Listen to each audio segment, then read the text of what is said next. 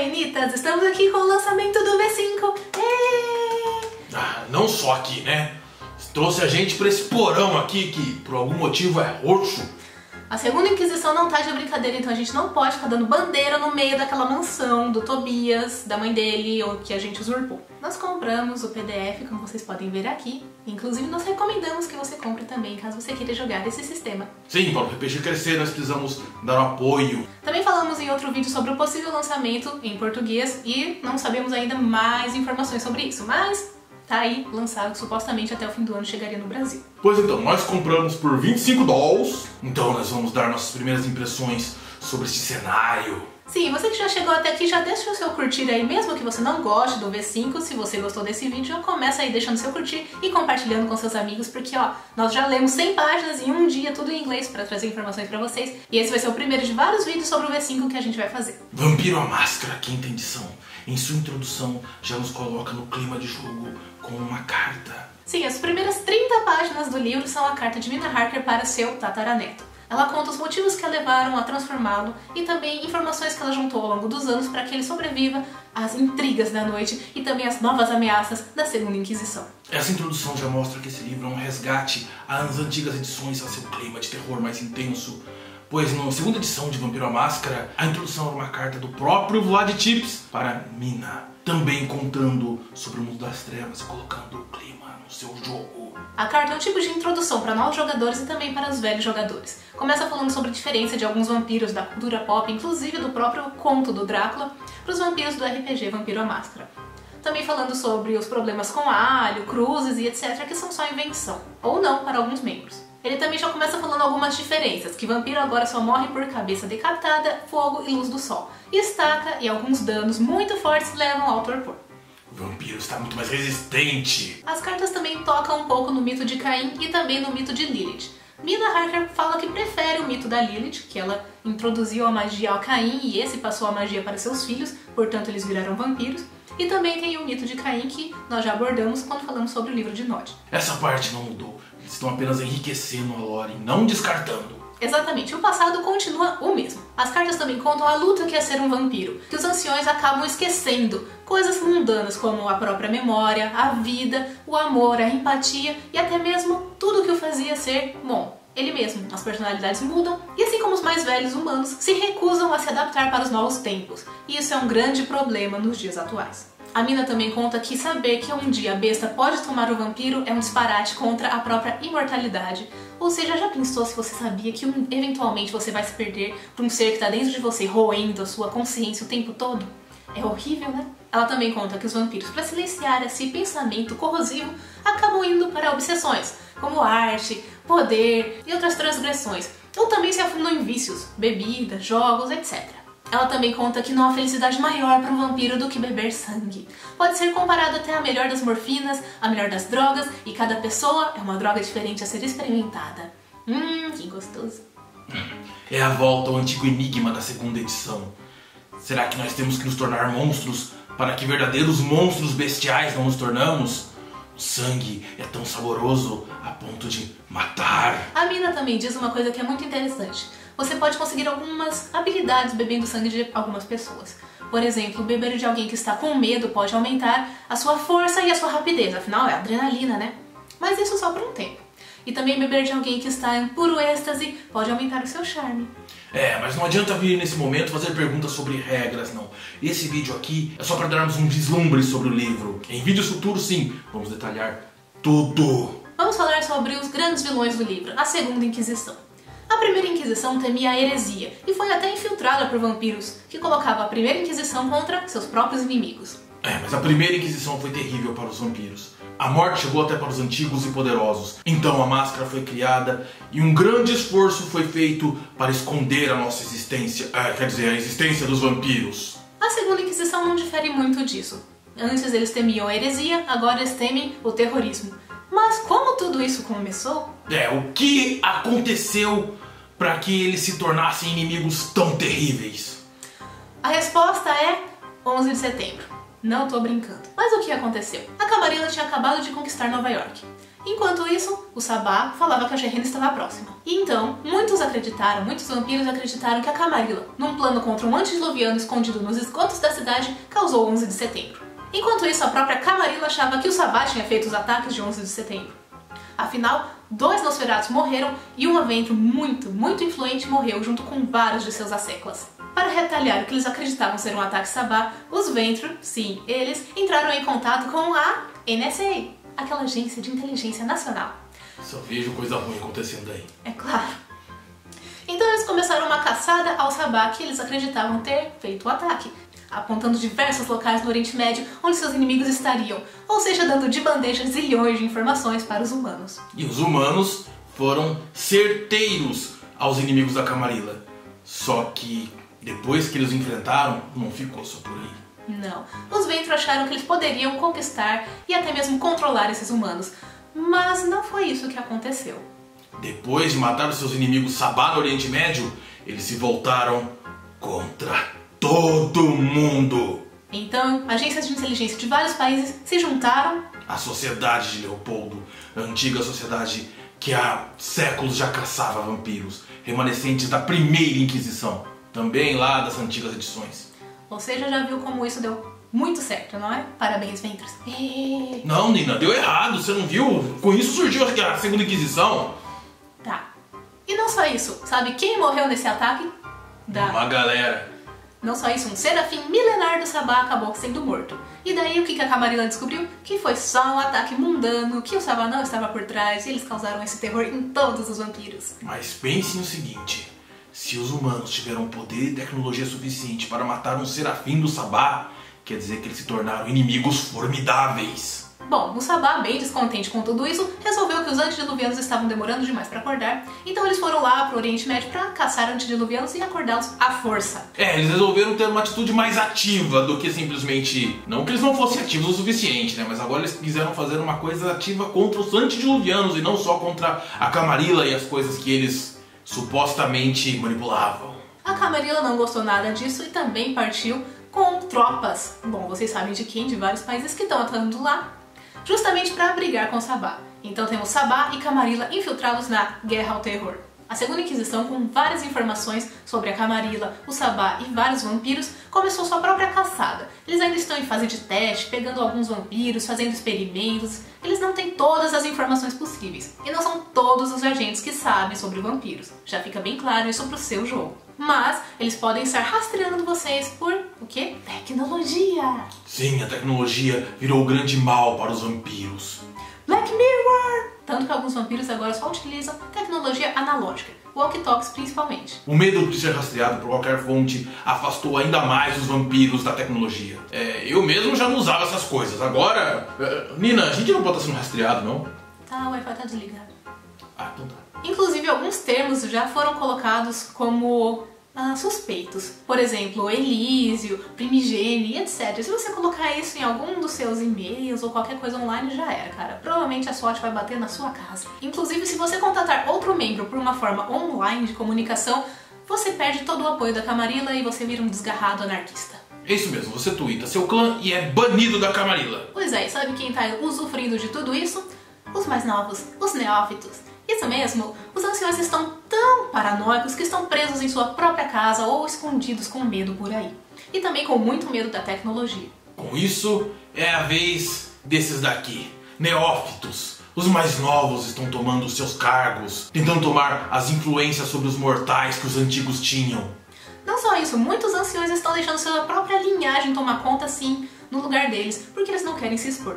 Eles não são tolos, mas ao mesmo tempo estão perdendo influência a respeito disso. E o que acontece também?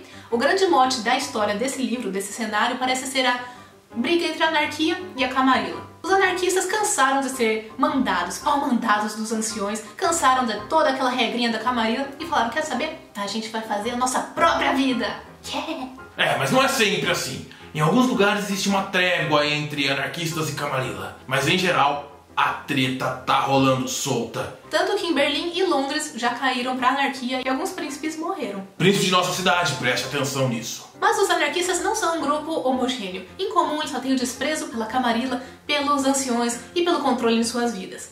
Por isso mesmo pode ter treta entre os próprios grupos da anarquia. Ah, mas eles não são idiotas. Eles sabem do perigo da Segunda Inquisição. Então, mesmo reagindo tanto a Camarilla, eles estão mantendo a máscara. Pra falar a verdade, essa é a única tradição que eles estão mantendo. Portanto, se tiver um grupo com ideologias diferentes dentro da anarquia, isso é ótimo, é maravilhoso pra sua história. Já começa pensando nos grupos e nas tretas entre eles. A própria Camarilla se tornou mais uma sociedade secreta. Inclusive mais secreta do que nunca. Ela vem se escondendo cada vez mais. E os anarquistas tomando o seu lugar. Sim, os anarquistas que estavam dentro da Camarilla nas edições passadas foram banidos. Assim como os Caetifes e os Sangue Fracos. Eles são todos anarquistas na visão da Camarilla. A Camarilla tá assim mesmo. Deu ruim, tá dando banho em todo mundo. E o Sabá no meio disso tudo? O livro não aborda muito, falando que o Sabá está oculto em todo esse tempo, com grandes perdas para a Segunda Inquisição, tanto que tem alguns agentes infiltrados na anarquia e até mesmo na Camarilla pedindo abrigo. Ah, o Sabá volta a ser o grande bicho-papão, como era na primeira, segunda edição. Eles são ocultos, seus poderes misteriosos. Mas com certeza logo vem um livro aí pra explicar tudo pra nós. Como a seita do Sabá não está precisando tanto assim de uma liderança, os líderes estão livres para fazer o que bem quiserem, o que deixa tudo ainda mais perigoso, já que eles são bem cruéis. Como o Drake disse, eles são o bicho-papão da vez, eles podem estar ocultos, eles podem destruir tudo, e é isso que eles querem. Então a Camarilla como ficou? Eles são 1% do 1%. São os poderosos e os ricos, e eles querem acima de tudo manter seus próprios privilégios. Mas parece que realmente o fim dos tempos está chegando, porque os Sangue Fracos são extremamente numerosos. Então os seus jogadores vão ter que separar entre Camarilla e anarquistas, já que por enquanto não podemos jogar com o Sabá? Não! Existem as autarquias. São os desgarrados, aqueles que criaram suas próprias leis e não aceitam a autoridade de ninguém. Seria, por exemplo, linhagens familiares de vampiros, alguns sectos, gangues ou até mesmo comunidades que só aceitam os seus próprios líderes. Claro que a Camarilla acha que eles são todos anarquistas e os anarquistas não dão a mínima. E assim como o Drake falou, a regra mais prezada nessa nova era é a máscara. E também a mais quebrada por todos os vampiros, não é verdade, Drake? Eu nunca quebrei. Em época de fake news, internet que pode ou não ser real, é mais ou menos fácil você encobrir essas quebras de máscaras. Mas a Segunda Inquisição não vai deixar barato e vai averiguar. Então se você quebrar a máscara e mesmo assim conseguir para a Camarilla ou para os anarquistas conseguir falar que não foi, a SWAT ou outros agentes secretos podem ir atrás de você e você já era. Ou seja, em caso de dúvida, não quebre a máscara. Sim, essa parece ser uma regra muitíssimo importante tanto para os jogadores quanto para o mestre. Pois é, mas se por acaso você fizer um canal no YouTube explicando sobre Vampiro à Máscara e você quebrar a máscara no meio desse canal, ninguém vai perceber. Antes que vocês venham perguntar onde estão os Ravenos, cadê os La Sombra, etc, etc, o livro não aborda todos os clãs. Dá pra saber algumas coisas. Por exemplo, Ravenos estão quase extintos. Assim como os Giovannis. Quer saber por que dos Ravenos? A gente tem vídeo no canal. Sobre os Giovannis, a gente entra nesses detalhes. Os La Sombra e os Dizimis caíram na sombra do Sabá, e como o livro não aborda tanto o Sabá, nós saberemos no futuro. E os Setitas e os Assamitas estão no limbo da Guerra da Gerena e entre a proteção da Camarilla, então não se sabe muito a respeito. Então eles também não estão no livro. Exatamente como na segunda edição. E só ficamos sabendo mais sobre eles na terceira edição e nos infinitos suplementos que saíram sobre Vampiro à Máscara. Sim, então os clãs independentes e os clãs do Sabá não estão nesse livro, só tem os 7 principais. E agora o que vocês mais querem saber? Como ficaram os clãs na quinta edição? E como estão os clãs, Nina? Eles estão bem, e você? Não é pra dizer quais são as regras dos clãs na quinta edição? Nós não vamos falar sobre regras, vamos falar sobre conceitos. Vamos começar pelos Brujah. Nós já falamos sobre eles no nosso preview da quinta edição e não houve nenhuma alteração. Eles são fanáticos pela causa, independente de qual ela seja, se você concorda ou não com ela. Pode ser um terrorista, pode ser um agente muito bom, pode ser muitas coisas. Inclusive pode ser pela horda. Qual que é o defeito do clã? Aqui eles são chamados de Bane, pode ser ruína, desgraça, e a gente vai como defeito do clã mesmo.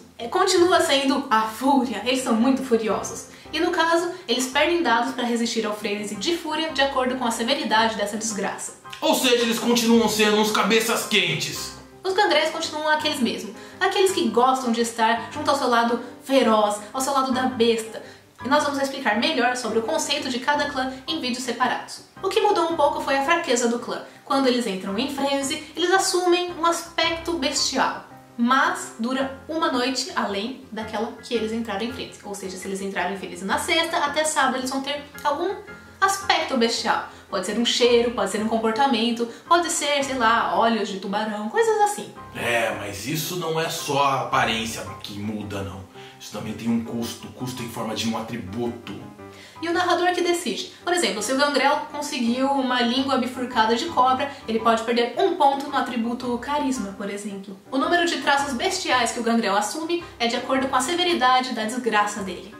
Com a fraqueza do clã. Ou seja, se ele tiver uma severidade 2, ele assume 2 traços e aí por diante. E os Malkavianos, os lindos dos Malkavianos. Os loucos dos Malkavianos. Não mais. A nova disciplina padrão dos Malkavianos é dominação. Eles começaram com a dominação na primeira edição e na segunda edição. Na terceira, depois de uma reviravolta, eles ganharam a demência, assim como era na Idade das Trevas. E agora eles perderam de novo. Na verdade, pelo que eu li, a demência é um dos níveis de dominação. Sinceramente, eu não gostei muito disso, porque eu achava a demência a melhor das disciplinas, porque ela era muito versátil nas mãos certas. A fraqueza do clã é que quando acontece uma falha bestial ou uma compulsão, a loucura dos Malkavianos vem ainda mais à tona, resultando em menos dados para atributos físicos, atributos mentais ou atributos sociais, de acordo com o que o jogador e o narrador combinaram. A loucura acaba se tornando mais debilitante. Sim. Realmente agora é mais dramático do que os antigos babões que todo mundo insistia em fazer dos Malkavianos.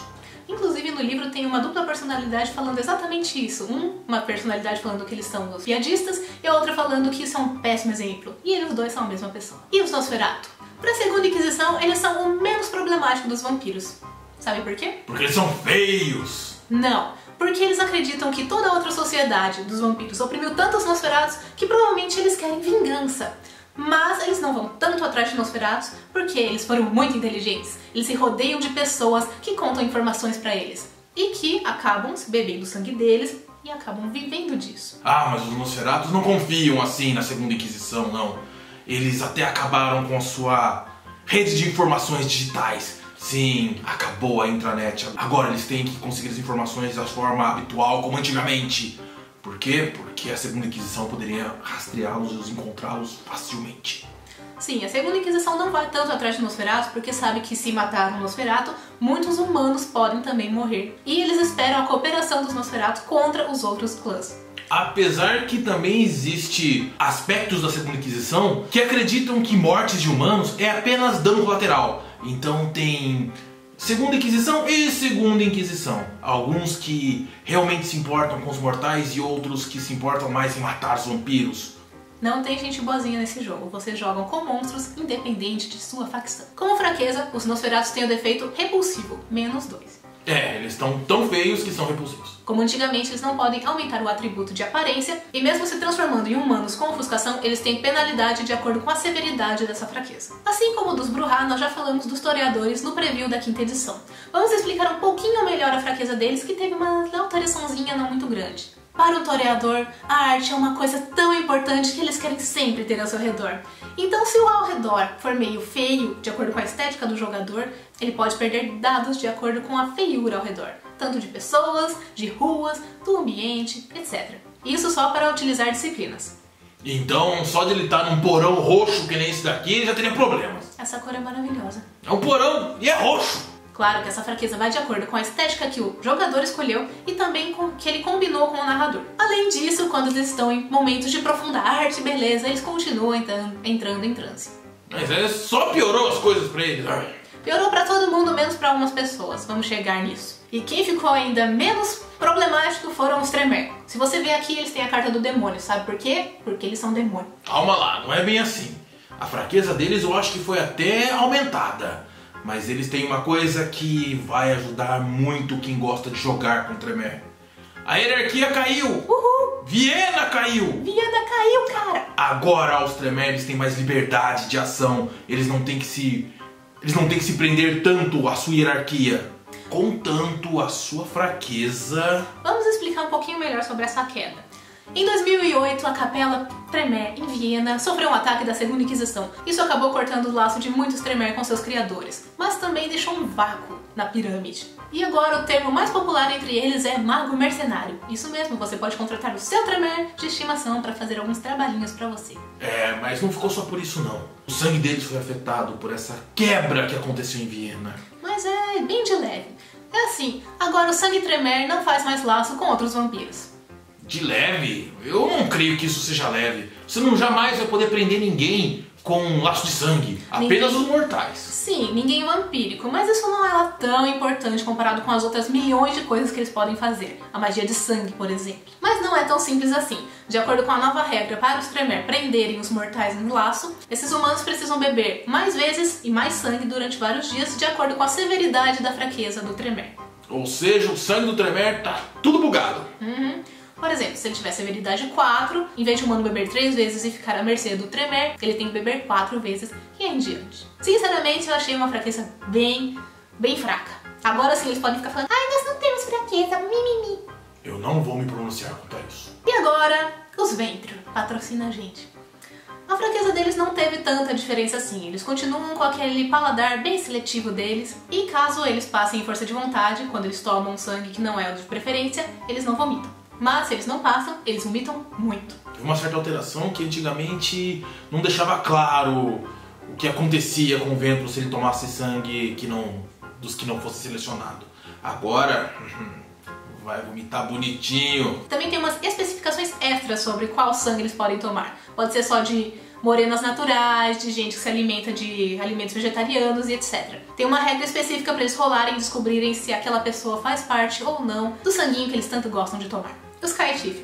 Diferente do que muitos acreditavam, eles não são aqueles que foram feitos assim como um erro e deixados abandonados à própria sorte. Eles não são mais os abandonados da cidade. Eles podem ser simplesmente vampiros que não se identificam com o clã, ou até mesmo alguns que têm uma certa mutação.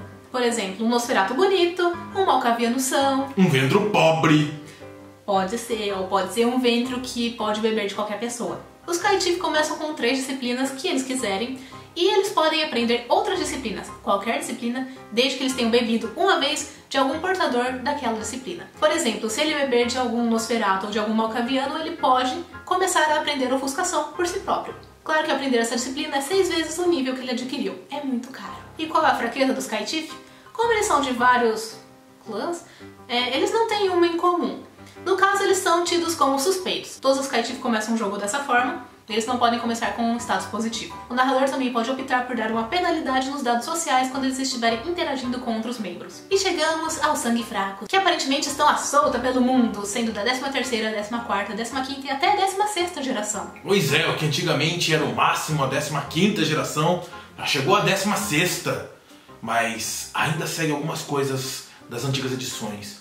Por exemplo, realmente alguns vampiros de 13ª geração não conseguem gerar um 14ª. Mas isso não é verdade para todo mundo. Um 13ª pode não criar alguém de 14ª, mas alguém de 14ª pode criar alguém de 15ª. Não há uma regra específica para todo mundo.